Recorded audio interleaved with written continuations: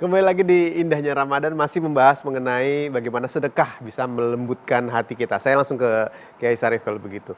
Supaya benar-benar bisa bergerak hati kita untuk memberi, apa yang harus kita pikirkan dan bagaimana agar ibadah tersebut bisa diterima oleh Allah Subhanahu wa taala, Kiai? Ya, kayaknya kita perlu merujuk kepada apa yang Allah ceritakan dalam Al-Quran, surat Al-Insan. Ada orang-orang yang gemar bersedekah. Dan diceritakan oleh Allah alasannya. Wa yut'imuna at'ama ala hubbi miskina wa yatima wa asira.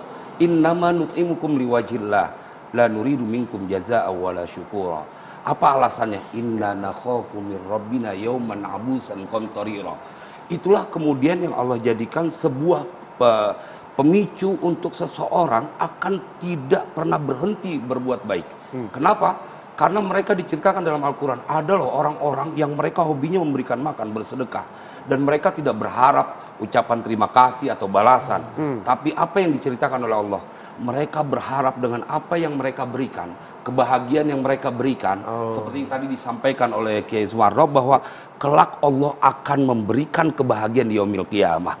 Masya Allah. Itulah yang diceritakan oleh Allah di dalam Al-Quran, bahwa mereka akhirnya Allah selamatkan dari kesusahan nanti di yaumil qiyamah. Bila banyak orang berpikir bahwa kehidupan bukan hanya di dunia, maka mereka dalam tanda kutip akan membabi buta dalam bersedekah. Karena ada kehidupan yang kekal yang dijanjikan oleh Allah. Iya, oke.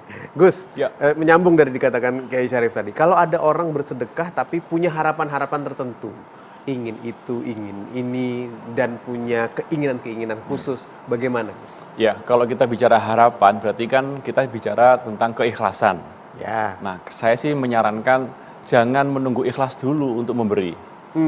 Beri saja, sehingga menjadi habit. Ya. Ketika menjadi habit, lama-lama kan kita akhirnya, ngapain saya setiap hari memberi tapi tanpa pahala? Iya. Akhirnya ikhlas itu muncul. Oh, ya sudahlah. Ya sudahlah. Dari kan buang-buang duit dong kalau misalnya kita nggak ikhlas gitu. Iya, kan. iya. Nah, yang berikutnya di konsep Jawa itu ada bahasa Jawa seperti ini. Sing pager sing paling api iku pageran mangkok. Nah, bahasa Indonesianya pagar yang paling baik adalah pagar mangkok atau piring. Artinya memberikan makanan ke tetangga, berikan konsumsi ke tetangga yang lain itu akan menjadi pagar kita. Nah, ini beda konsepnya dengan pagar rumah di Jakarta kan tinggi-tinggi sekali tuh. Iya, iya. Kalau di Jawa itu nggak ada pagar yang tinggi-tinggi, tapi pagar kita adalah tetangga kita yang baik. Karena kita berbuat baik karena kepada kita berbuat mereka. baik, melembutkan hati kita dan melembutkan hati tetangga kita. Iya, Nah, begitu. Ke Kiai Sumarno. Tadi Kiai sempat mengatakan ada beberapa hal yang bisa membuat sedekah tersebut akhirnya tidak mendapatkan ridho dari Allah, ya, membatalkan sedekah tersebut. Kebaikan itu tidak akan bisa muncul kalau tanpa dipicu alias dipaksa dulu. Biarkan, walaupun ada paksaan, ada tanaman, nanti berjalan bergulir, maka dia akan tumbuh dengan sendirinya. Tapi diingatkan oleh Allah, wala tubtilu sadaqatikum bil manni wal adha. Ketika kau sudah berjalan, kau sudah tahu dan kau sudah rasakan dan kau sudah lihat, kata Allah, dengan sedekah kamu yang kamu lakukan, jangan kau rusak sedekah kamu bil manni wal adha, dengan ada harapan-harapan dan juga dengan menyakiti. Ada orang memberikan sesuatu tapi dia punya motivasi. Ada orientasinya lain nih. Betul. Iya. Misalnya orientasi 5 tahunan, cari simpati, cari suara, is not good. Nggak cakep tuh urusan dah. Ini nggak beres nih kerjaan. Ada lagi yang dia bersodako tapi dia punya tujuan untuk menjebak orang, alias menyakiti. Ya. Bisa gitu, Ki? Ada. Dia pura-pura berbuat baik, dia pura-pura santun, dia pura-pura memberikan bantuan, tapi di balik itu orang itu akan dia jerat. Dieksploitasi.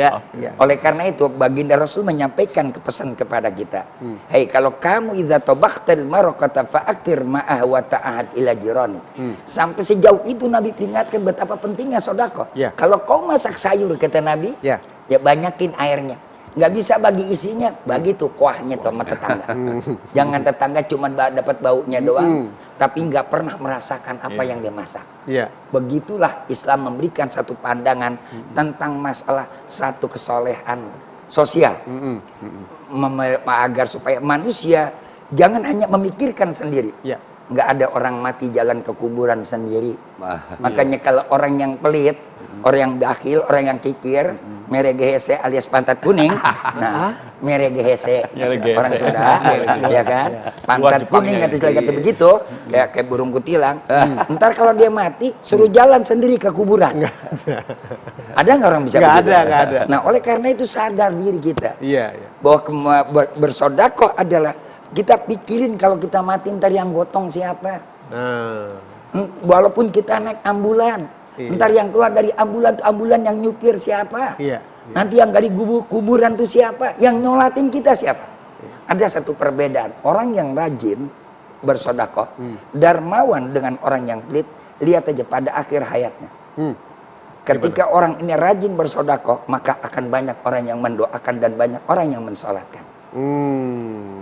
Tapi ketika orang pelit, orang kikir, walaupun dia kaya bagaimana, akhirnya pada waktu akhir hayatnya, orang segan untuk datang ke tempatnya. Jangankan mendoakan, mensolatkan juga nggak bakal mau. Oke, kita tahan sampai di situ dulu, Kiai.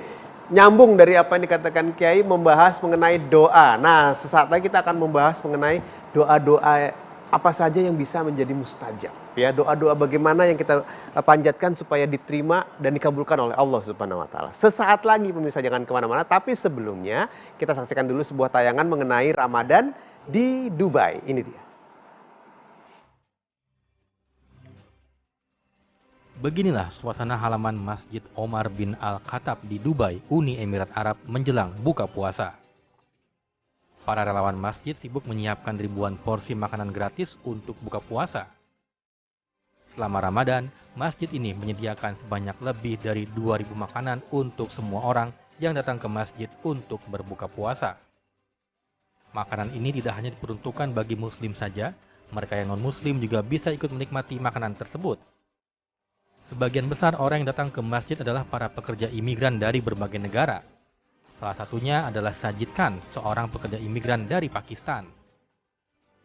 Khan mengatakan sangat antusias dengan acara buka bersama di masjid ini. Terlebih, kegiatan ini sempat terhenti selama pandemi. Makanan buka puasa ini berasal dari yayasan sosial dan juga para orang kaya di Dubai.